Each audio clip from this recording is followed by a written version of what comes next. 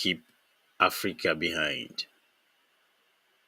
Or is it a deliberate attempt to make sure that Africans don't really know exactly what is happening? The question is uncomfortable anyway, but it is necessary. It's very uncomfortable question, but it's necessary. I tell people every now and then that the annoying part of life is not knowing exactly what you wanted. Unfortunately, the so-called leaders we have in Africa don't really know exactly what they want. And that is why they are being exploited. The ones that we thought maybe they have sense, they don't have. All they do is to make sure that they align with the decisions their European counterparts gave them, like they are the one deciding for them. Take, for instance, the gold, cocoa, and oil. These are the things from Africa, but the Europeans are the one deciding how much oil will be sold, how much gold will be sold, coffee will be sold. All these things are from Africa. The question is, if these things are from Europe, would they allow Africans to take the decision? The answer is no. The answer is no. So on paper, the word speaks of fairness and equality, but the reality is what we are seeing. The reality tells a different story. Power is not balanced globally, and these our leaders, they know. But what can they do? What can they do? Because their predecessors signed some documents that kept Africa where it is today. And nobody's asking any questions. These guys that are there, nobody's saying anything. Nobody's trying to do anything. It's now a norm. Like, yeah. So what are you going to do? Some nations decide, others comply. It is annoying. Africa often receive decisions made on their behalf. Decisions made. They are like a robot. They are not there, but they are told what to do. These things does not help Africans, but they are forced to follow suit. They don't really have options. So you see them participating in an agreement that they did not help to make. You see African leaders. You see them play major role because they will put them at the front. They will make it look like they are the ones doing it. But they are robots. They are robots. They are not really there to help you do anything. They are not.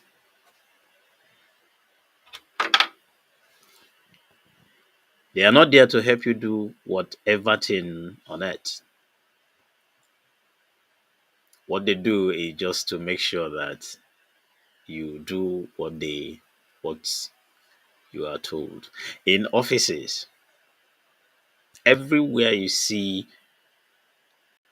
Africans working in Europe and America and all the rest of the years.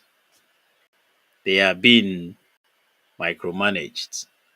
They are being told, you do it this way, or we'll give you an allegation that nobody will even ask. Nobody. Nobody. Whatever thing they tell the whole world, that's what they will believe. It's you against the world. And that's exactly how they are managing our leaders today. They will tell them what to do because many of them are fraudsters. So they stashed loads and loads of cash in European banks and all that. So they use that against them. Tell them, listen, if you don't do what you are told, I will tell your people that you have so and so money in our country. And if I do that, that's the end of your political career. And the zombie will do the same thing. They will do exactly what they want him to do. So you see that the global financial institutions hold influence on all these guys.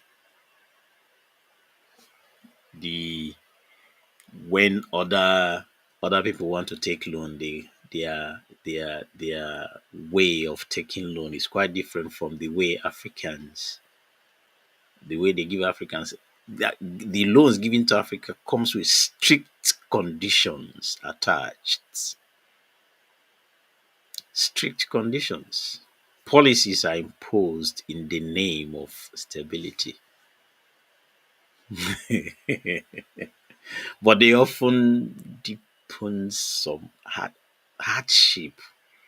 Remember, subsidy is gone. What is going on today in Nigeria? They don't care. So whether you call it austerity, whether you call it subsidy removal or devaluation of your currency, the plan was not, is not, and will never be in your favor. Citizens are the ones that bears the real cost of these decisions. Why economies appear stable on paper, right? We have loads and loads of them in Africa, in Nigeria, for instance, where they give you today the cost of living is this, tomorrow the inflation rate is that, and all that, and all that. But people know exactly what is going on. You see people struggling daily. You see people trying to eat, trying to settle down, all because of some decisions a leader took in 2 minutes. In 2 minutes. So that is the problem people are facing in Nigeria and Africa as a whole. It is a deliberate attempt to keep Africa where it is today. Deliberate. That is why somebody will allow Chinese to be doing a whole lot of things in Nigeria. I'm talking about Nigeria. I don't care about what anybody will say. Well, I'm talking about Nigeria. You see them taking our gold, lithium. They take that to China, arrange it, refine it, use it to make battery and send it to Africa. Go buy at a very high cost. So the hardship continues. The hardship continues. You see, why? I don't really know, honestly. I don't really know. Sometimes it beats me. It beats me honestly because what I just told you about lithium. See Africans exporting raw materials very cheap, very cheap, and they import finished goods at a higher prices. This imbalance limits industrial growth. Now, what is wrong in telling Chinese, listen, yeah, we'll give you this lithium, but these things will be produced in Africa? I will make sure that we'll give you the lithium, but the company will be sited here in Nigeria. I will. We'll make sure that, yeah, you get everything, but here, employ our people. Since you cannot do it yourself, right? Yeah, but they cannot because they are all corrupt. He been paid, so whatever thing Chinese are doing is none of his business. Anything Chinese, whatever thing they are doing is none of his business. So this imbalance, like I said, limits growth and it makes dependency life. People find it difficult to move on because of harsh reality, because of things, because of some positions our leaders are taking with these European countries. I asked again, why is America not in Commonwealth? Why? Why? British colonized them, right? Yeah. So why are they not in Commonwealth? Your guess is as good as my. I don't really have time to go into that, but I will do a program on that very soon, very soon. So if you look around, you see that in global politics, Africa's voice is limited. A continent of over a billion people, yet we lack seriously. We are lacking in strong representation in the most powerful decision making in the world or spaces as the case may be. International laws appear selective. You can't see all these their G stuff, G this, G that. Let me not be specific. You can't see Africans there. They can only invite Africans after the decision have been made to make it look like okay, we value Africans.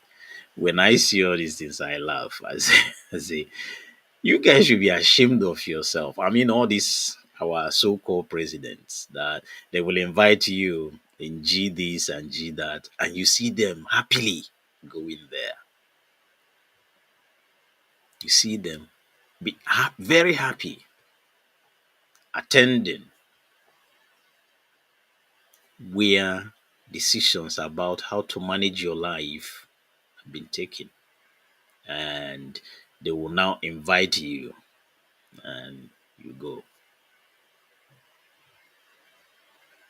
You go.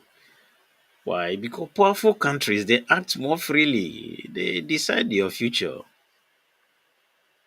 They decide your future because you don't really have equal opportunity with them. That's why they will now invite you to come and say one or two things after they've finished the decision. They've made the decision. They will now call you, okay, you just come and talk. You go there and present a paper. Yeah, and they will be laughing. After everything, ask yourself, after your paper, what next? Nothing. It ends there. Ends there at that very hall. That's where it ends. It will not go further. That is because that's exactly what they invited you to say or to do. You are there to just present paper and go back to your country and drink tea and all that, and nothing else. You are not invited there to make decisions for them.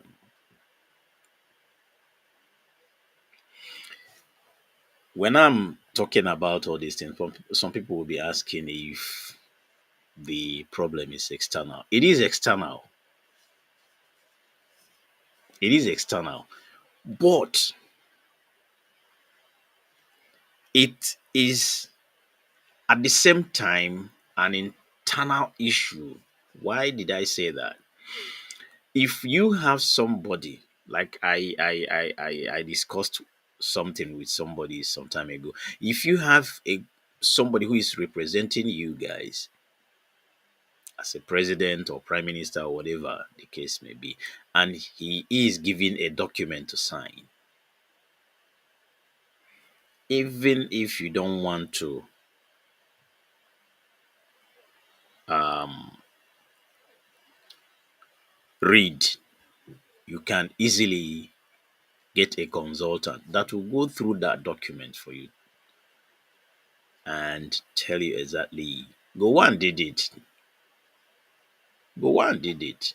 That's why till today they they accord they signed in Ghana, the Aburi Accord. That's why it remains the most significant document in the history of Nigeria today.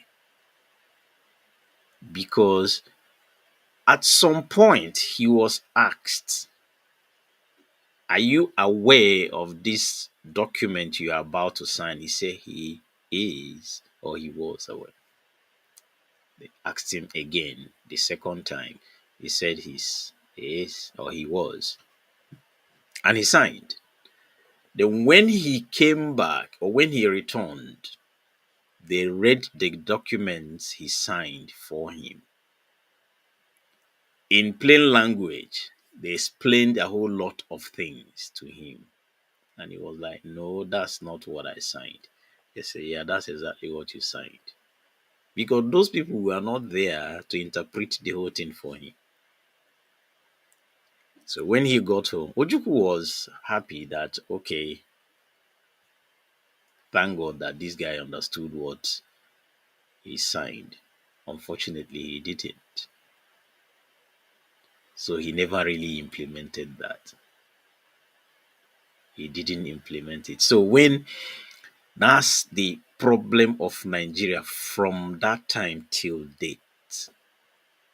From that time till this period, that's the problem of Nigeria. Nigeria wouldn't have been here had it been Gowan implemented that.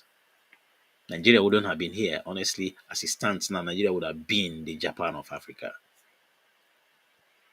The growth, the growth of Nigerians would have been massive. Very. But no, he refused. And today, he has no remorse. He has never really said what he did was wrong. All he's telling everybody was that what he did was to keep Nigeria together. You did not keep Nigeria together, Mr. Gowan. You did not. In fact, what you did was to divide Nigeria because you guys carried a mayhem. That was a mayhem. You killed millions of Biafrans just because you refused to sign. And Ojukwu said, okay, since it's like that, they are killing my people in the north, bringing dead bodies, they are raping women and children, they are doing all manner of things. And all I'm asking is just for you to do one particular thing, and you are saying no, you will not do it. Just as it is today. Just as it is today. And everywhere is peaceful. Anyway, back to what we are talking now. I'm talking about signing. So if you know that you cannot, or you don't understand, or you didn't understand what they wrote, why didn't you get an interpreter? Why didn't you get somebody that will read that for you so that you will understand exactly what you are signing? Or you can ask for 1 hour or 2 hours recess while people go through all those things for you. If it's that urgent, you will understand exactly what you're about to sign. Then you sign. If it's not okay, you have advisors. They will tell you that, Baba, this agreement is not favorable to Africans. Then you can tell them, no, I'm not signing. But they cannot say no because they are corrupt. All of them are corrupt. So they will use that against them and coerce them into signing, and they will sign. They don't really have much options. They will sign. They will sign. So the something is, that's why when I'm talking about good governance, I'm talking about people that really don't have don't have baggages around them, so that it will be very, very impossible for their European counterparts to use them. Very impossible. But if they have baggages, corruption here and there, it's they will be easy, very, very easy to manipulate. That's why they don't want good governance in Africa. They don't want somebody that don't have baggages. They bring any president in Africa have baggages. Loads and loads of them. They have baggages. And that is why they are manipulating them. Because if you don't have baggages, you'll be very, very difficult to manipulate. Very, very difficult to manipulate. So why are all these things working? Why is it easier for them to manipulate them? It's because they ignore the internal failures. It's because corruption and weak institutions are there. And all these things slow the progress of Africa. It slows it down. You see, listen, when you win election, you govern as a prime minister or as president of that nation, party or no party goes. But it's not like that in Nigeria. I don't know about other African countries. It's not like that. In Nigeria, if you are from a particular party, when you win election, in fact, that's when partisan politics starts. You see them destroying other parties, destroying other institutions, just to make sure that there is disunity among leaders. And that's exactly what is making Africa to be weak. Africa is weakened by all these things. You see that opportunities for a collective strength are lost. Nobody, nobody. In fact, it's none of their business. If the institution want to be destroyed, let it go. Let it destroy. It's none of their business. It's none of their business. Listen, the system may be unfair to you as the president or whatever, but it's up to you to reinforce it. It's up to you to say, no, this thing is not going to work. It's up to you to wake up and say, I need to leave a legacy for my people. It's better to die fighting than to fold your arms and say, I'm not going to do anything. In one of my songs, I said, I'm not perfect. I'm not perfect, but there are some things I cannot do. When you say I should betray my fellow human, irrespective of color, I can't do that. Irrespective of where the person comes from, I can't do that. From the beginning, God created them, man and woman. There were no color from the beginning. So, whatever thing anybody is talking about, color, race, no, it's not really. I don't participate in that. I believe in equal opportunity. I believe that all men are created equal, plus women. So, whatever thing you are doing, just think, am I doing the right thing? And what is the essence of doing this thing that I am doing?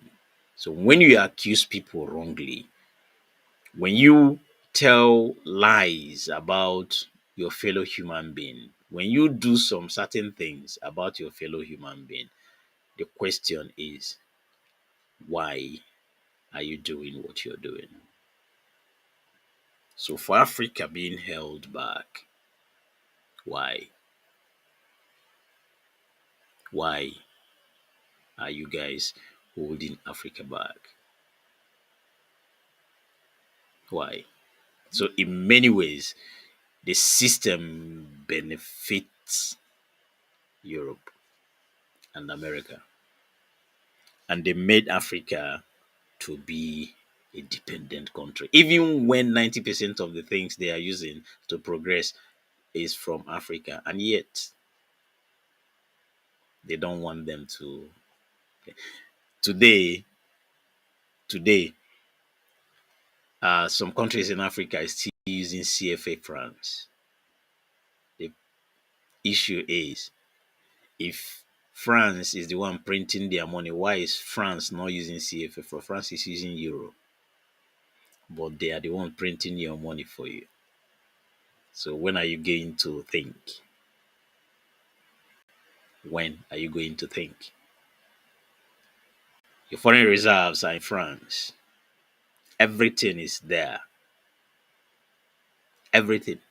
And yet they still call you poor. They say you are a poor nation. And you accept, you smile.